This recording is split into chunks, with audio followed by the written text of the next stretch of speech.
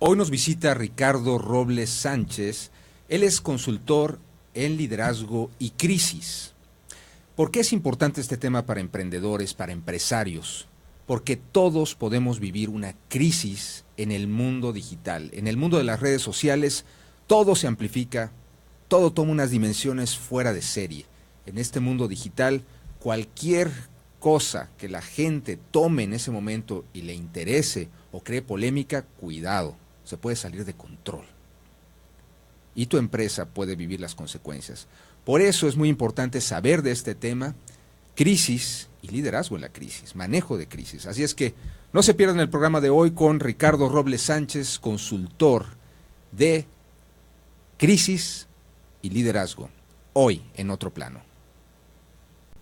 Esta transmisión es llevada hasta ustedes por FEMSA, Fomento Económico Mexicano, empresa de consumo líder con operaciones globales, por SEMTI, mobiliario para el líder empresario y emprendedor de hoy, y por Bold, The Agency, agencia digital y productora de contenidos, fortaleciendo la presencia digital de tu marca, junto con Innovacua, que entre otros productos tiene a Nube, un dispensador para casa o oficina que hace agua del aire. Di adiós a los garrafones.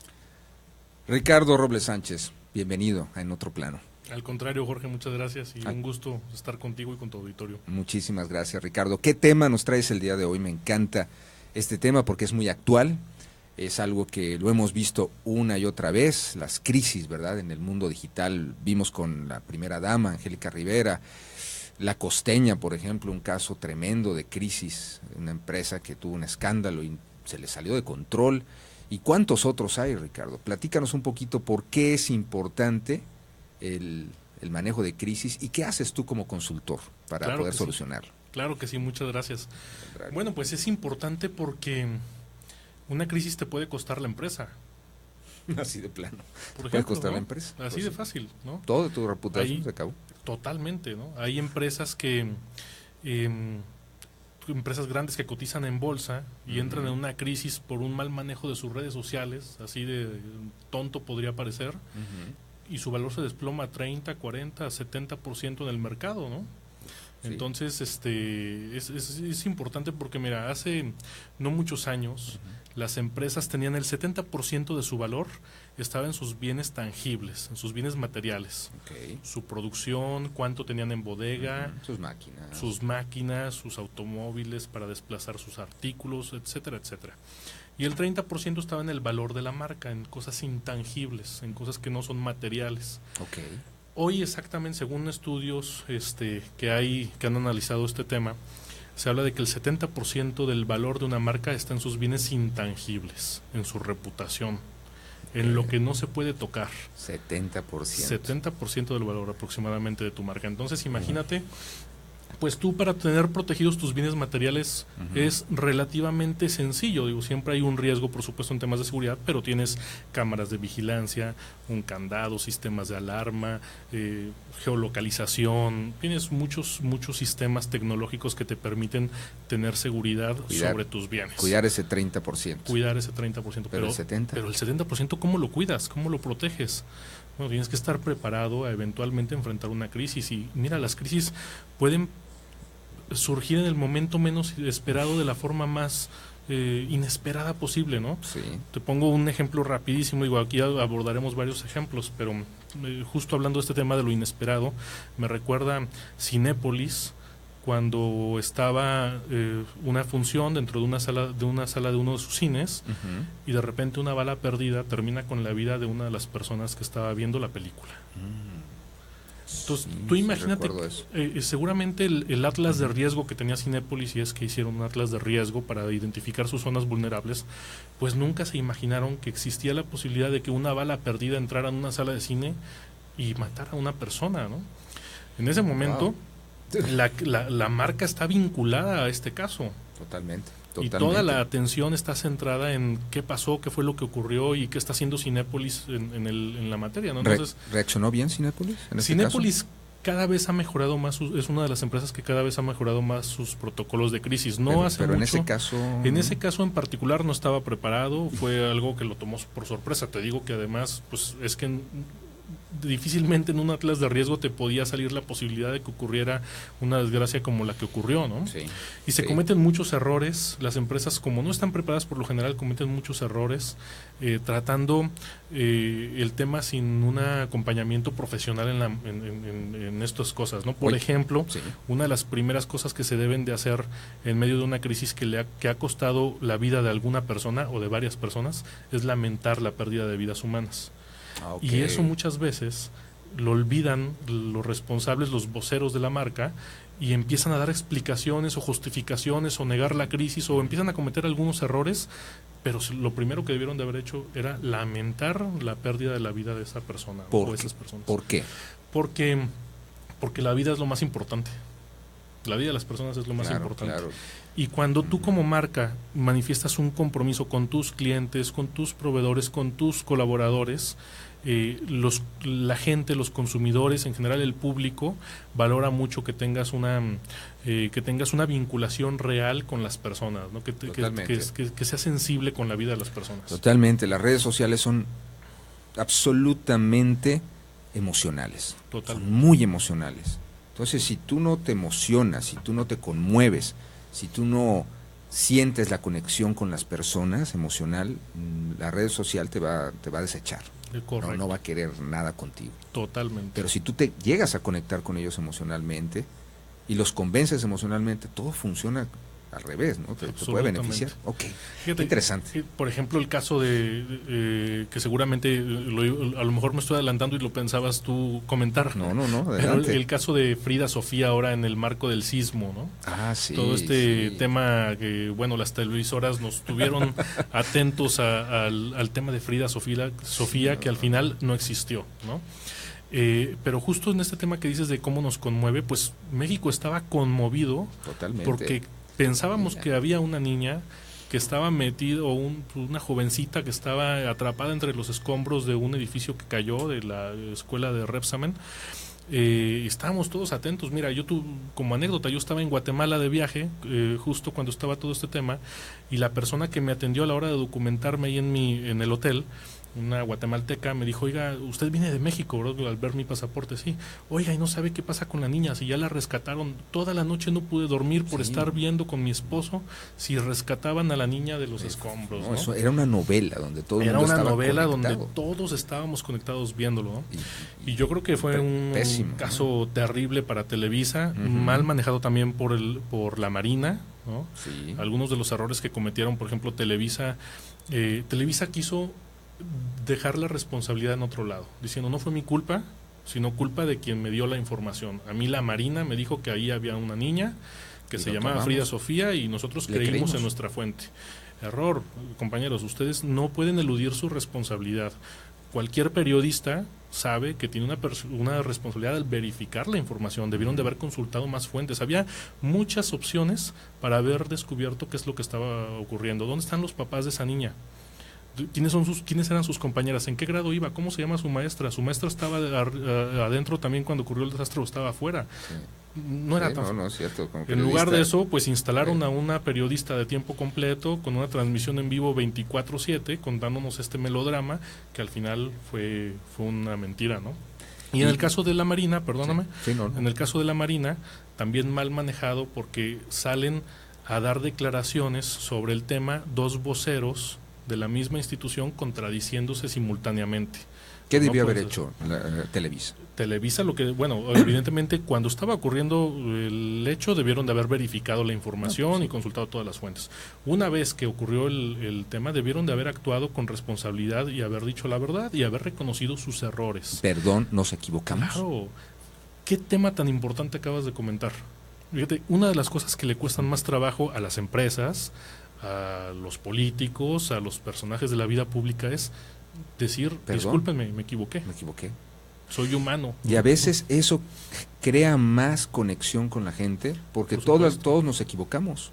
Por supuesto. Todos llegamos a ser un oso tremendo en la vida, hemos hecho cosas que no están bien, que nos equivocamos, y reconocerlo es muy humano, muy bonito. Fíjate que en la crisis que tuvo el presidente de la República y la primera dama sobre el tema de la Casa Blanca, la primera reacción de la Casa Blanca, como recordarán, fue mandar a la primera dama en un mensaje al país explicando lo que había ocurrido con la Casa Blanca, que más que explicación, pues vino a regañarnos. O sea, la primera dama estaba muy molesta. Mira, vamos a verla. ¿No? Es esto, ¿no? Excelente.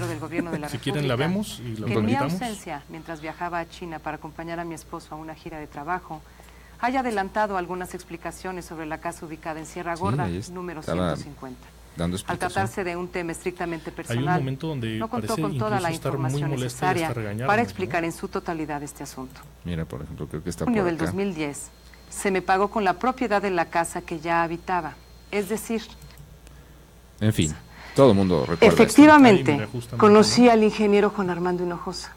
Como he conocido a muchos otros empresarios, profesionistas, Claramente, la primera dama artistas y otras estaba personas. molesta, estaba enojada.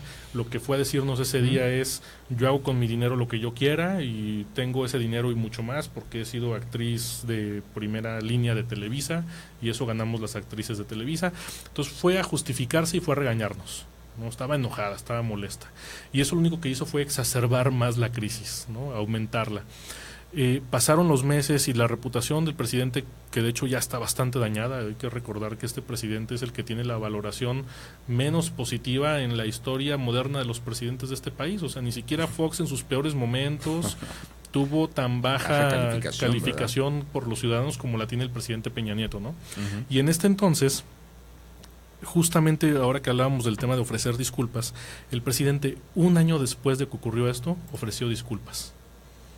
O sea, al final reconocieron el error, pero lo prolongaron demasiado. Y no porque el presidente tuviera la culpa de la Casa Blanca, porque si somos estrictos y si nos vamos a la ley y si nos vamos a los temas comprobables, etcétera, pues el presidente no tiene una culpa, no tiene una responsabilidad. Pero la gente piensa que sí, y la gente se siente agraviada porque dice: ¿cómo es posible que los políticos sigan haciéndose de tanto dinero a costas de la gente de una forma inexplicable? Entonces eso es lo que la gente está de eso es lo de lo que la gente exige una disculpa. Y el presidente, en lugar de ser sensible y de entender lo que siente la gente, lo que piensa la gente, pues lo que buscan es eludir su responsabilidad, justificarse y hasta regañarnos, ¿no? Claro. Al final el presidente tuvo que reconocer que se equivocó, ofreció disculpas, pero durante un año estuvo constantemente dañando su reputación, su credibilidad, porque no hizo eso exactamente. Tú das muchos cursos sobre este tema, das cursos sobre liderazgo y crisis, cómo salir de las crisis en las empresas, los políticos, con políticos también. Me estabas platicando que tienes muchos clientes políticos y empresas. Tenías esta presentación, platícame un poco de esto. Bueno, aquí justo hablamos de lo que ocurrió en el caso de el avionazo, donde perdió la vida el secretario de Gobernación, que además, dicho sea de paso, era el mejor amigo del presidente de la República. Entonces, en aquel entonces... Pues visto el video una y otra vez, me impresiona ese video. Es impresionante porque además es donde todos los imposibles se juntan y se hacen realidad. O sea, uno nunca, si alguien hubiera contado una película donde el secretario de Gobernación, a bordo de una aeronave de la Fuerza Aérea Mexicana o del Estado mexicano, pues, se desploma en la avenida más importante del país, en horario laboral, uno hubiera dicho: qué mala película de ciencia ficción, porque esto no es creíble. Bueno, pues ocurrió en la realidad y le costó la vida al secretario de Gobernación. Ahí hubo un mal manejo de crisis de parte del gobierno federal. Claramente se notó que el gobierno federal, en aquel entonces el presidente Felipe Calderón, no estaba preparado para enfrentar una crisis de esta naturaleza. Además, era su amigo el que estaba ahí, porque si en algún país ocurre que un secretario de Estado tiene un accidente igualito a pero sin ser el secretario de Gobernación, sino, digamos, el secretario de Cultura, de Educación, de lo que sea, le ocurre, quien tiene que salir a controlar la crisis y a darle frente es el secretario de Gobernación, porque es el ministro del Interior. Pero es que aquí resulta que a quien le ocurrió este lamentable acontecimiento fue al secretario de Gobernación. Entonces ni siquiera había un vocero listo para hacerle frente a la crisis. Y quien tenía que tomar la decisión seguramente pues estaba en un momento muy complicado de su vida, porque se había muerto su mejor amigo por un accidente, trabajando en el trabajo que tú le diste como responsable. Entonces, lo que ocurrió ahí fue la inacción. El gobierno se quedó pasmado y no hizo nada las primeras horas, tal vez yo diría incluso el primer día, ¿no? Lo único que hizo el presidente es salir a dar un mensaje a la nación. Pero quien empezó a controlar la crisis fue el jefe de gobierno, Marcelo Ebrard. Marcelo Ebrard de manera inmediata se trasladó a la zona, estuvo ahí, estuvo dando declaraciones, estuvo asumiendo el control de la crisis. Claramente no le correspondía a él, sino al gobierno federal, porque era una aeronave del gobierno federal, porque era un funcionario del gobierno federal y porque era pues una de las principales vías de la capital del país, el Paseo de la Reforma, ¿no? Nada más y nada menos. Entonces hubo ahí muertos hubo inmovilidad, ahí, hubo muertos, por supuesto, sí, fue una tragedia terrible. Entonces ahí pues todos los imposibles se juntaron y el gobierno federal pues no actuó oportunamente, ¿no? Perfecto.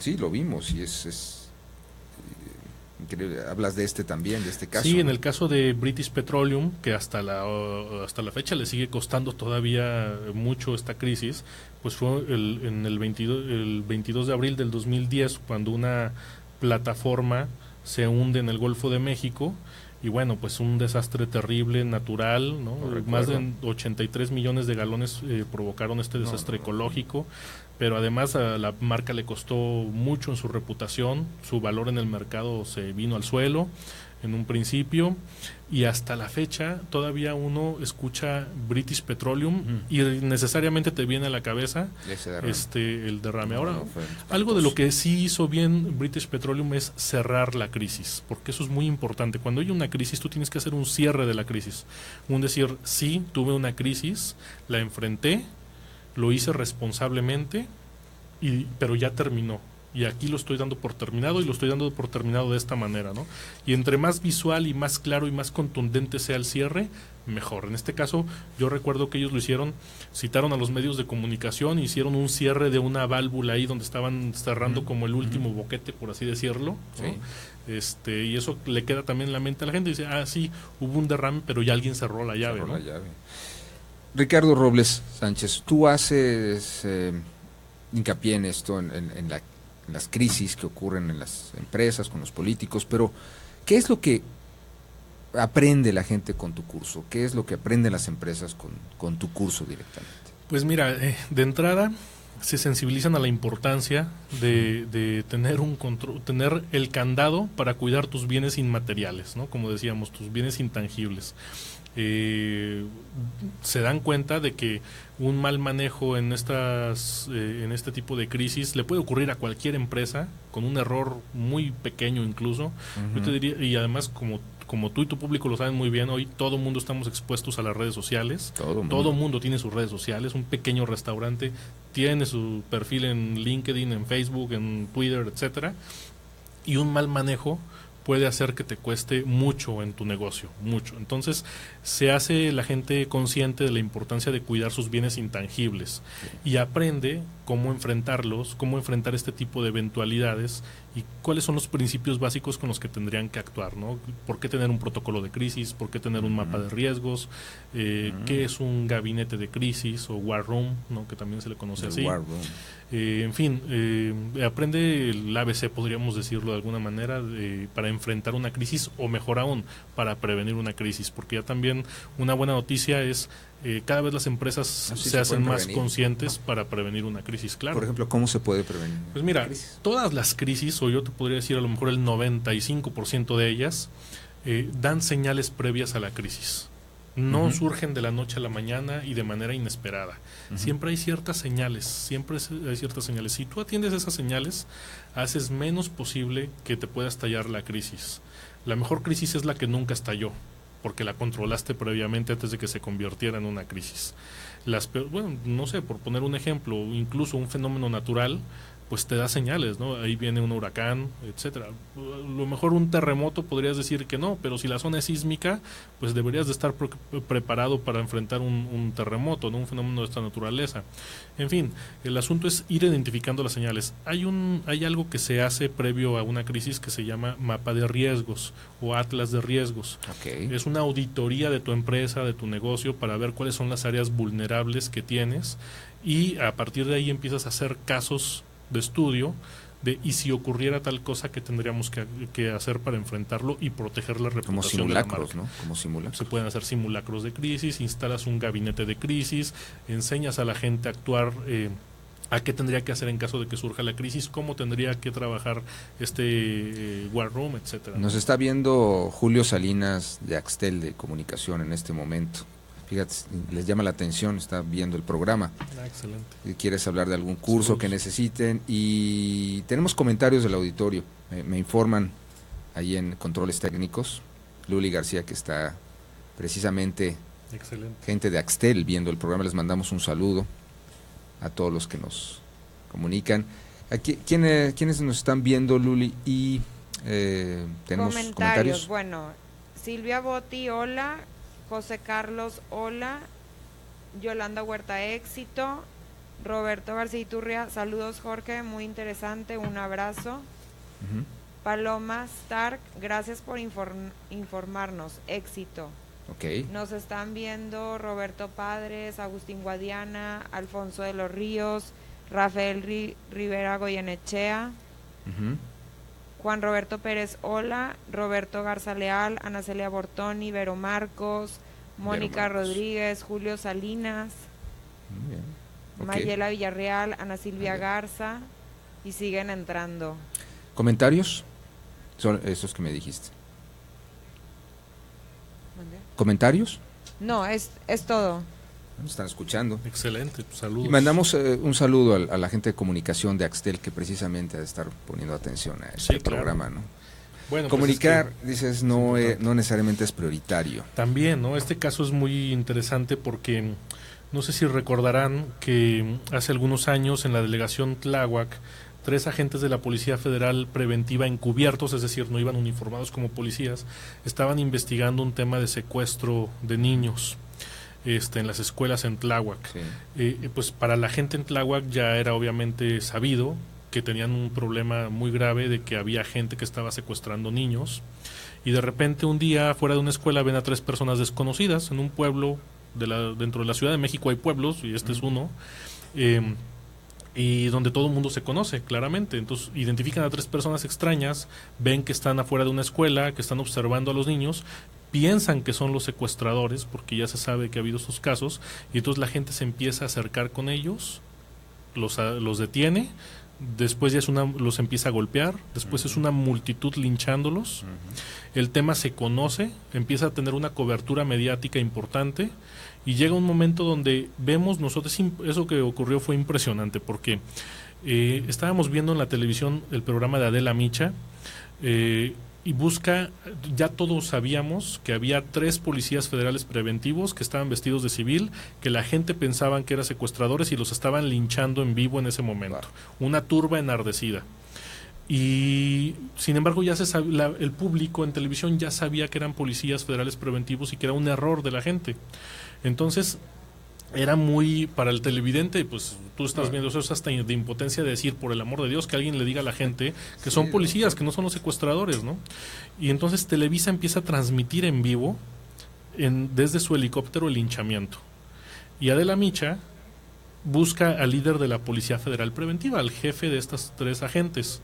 Y entonces la primera pregunta que le hacen, tú a cuadro imagínate, para que el auditorio lo pueda imaginar, en la mitad de la pantalla veías el linchamiento en vivo desde la toma del helicóptero, y en la otra mitad de la pantalla decía entrevista en vivo, líder de la PFP, comandante fulano de tal. Y la primera pregunta que le hacen al líder de la PFP, al responsable, al jefe de estos 3 agentes es, Adela Micha, oiga, estamos viendo lo que está ocurriendo, ¿nos puede decir pues cuál es la posición de ustedes, qué está pasando, nos puede informar? Y la primera respuesta del comandante le costó el puesto. Fue, quiero decirte, Adela, que no pasa absolutamente nada y todo lo tenemos bajo control. Si quieres nos esperamos, tú me das. ¿Cómo? Pero si en la pantalla estamos viendo en este momento en vivo que todo no está fuera de control. De hecho, ya vemos incluso a uno de ellos que ni siquiera se mueve, ya creemos que está hasta muerto, ¿no?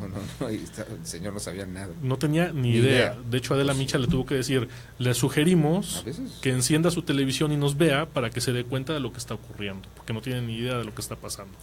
Y eso le costó el puesto. Entonces, ¿cuál era la prioridad para el responsable de la Policía Federal Preventiva? ¿Atender una entrevista en vivo o atender la crisis que estaba surgiendo en ese momento? Claramente atender la crisis. No debió haber tomado esa entrevista, y debió haber estar preparado en todo caso para haberla tomado, ¿no? Oye, yo recuerdo también el caso de La Costeña, sí, esta compañía de chiles y demás, que bueno, se corrió la idea por redes sociales, la noticia de que habían hecho sus necesidades, algunos trabajadores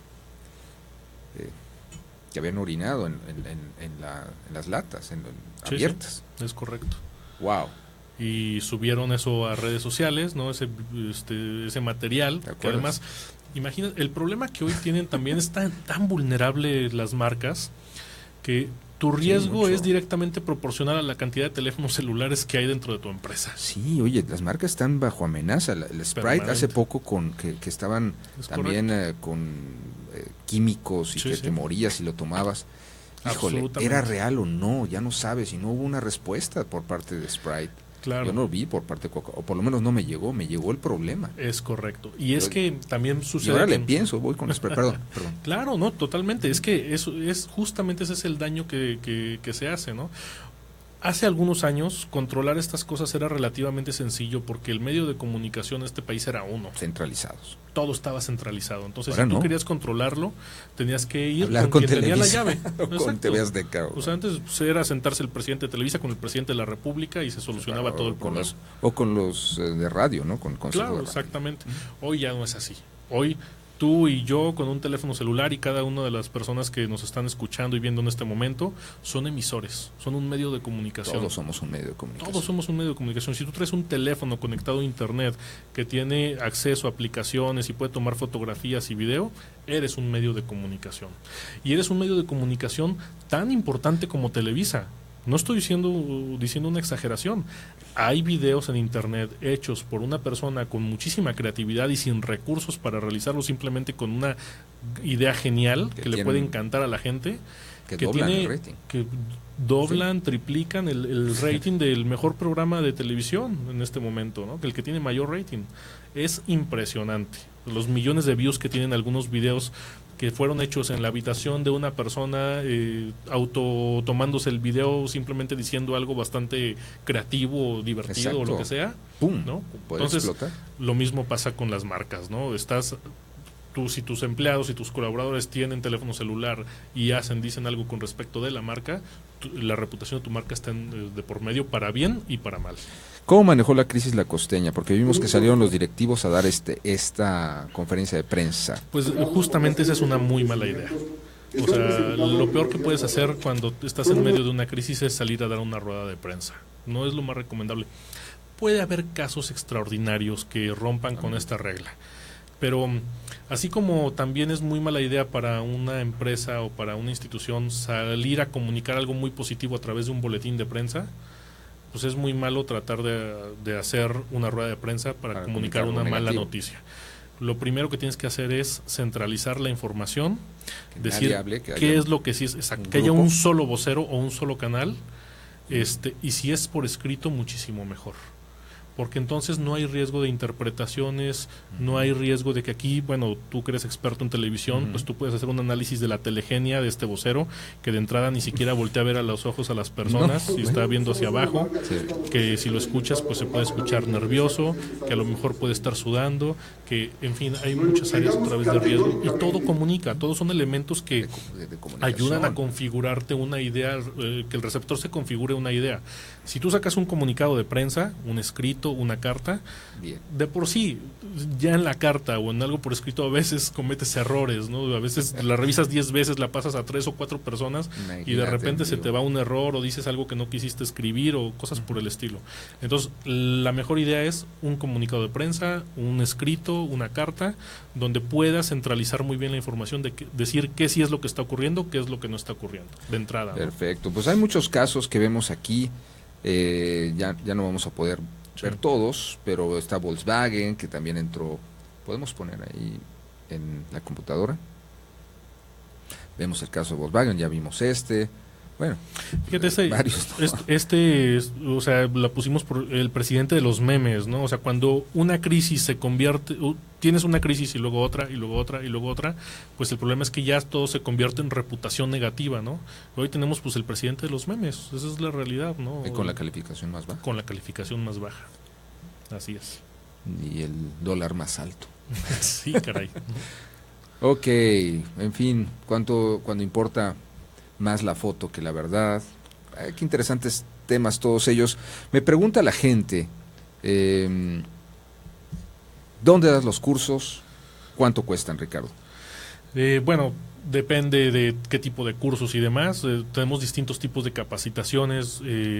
Aquí en Monterrey pronto vamos a tener una fecha, creo, si no me equivoco, por ahí en la página la tenemos. Aquí está tu página de internet, por cierto. Si no me equivoco vemos. Es 28 de noviembre, una cosa así. Esta es tu página. Sí, exactamente. Ricardo Robles. Por ahí debemos de tener una... Se llama reputacionycrisis.com. Reputacionycrisis.com. Véanla, por favor, o apúntenla. La pueden necesitar. Espero que no, pero... Esperemos que no, pero siempre es mejor estar preparados. Estar preparados. Así es. Y bueno, son distintos tipos de capacitaciones. En ocasiones damos conferencias para sensibilizar a la gente de estos temas, pero en otras ocasiones hacemos talleres ya muy específicos para una empresa con los responsables de la gestión de marca de la propia empresa. Entonces ahí vamos directamente a la empresa y hacemos el caso práctico de la empresa. Entonces pues depende del tipo de necesidades. Yo los invito a lo mejor que nos sigan a través de @RicardoRoblesS en Twitter, y generalmente estamos platicando también estos temas de crisis y de liderazgo por ahí.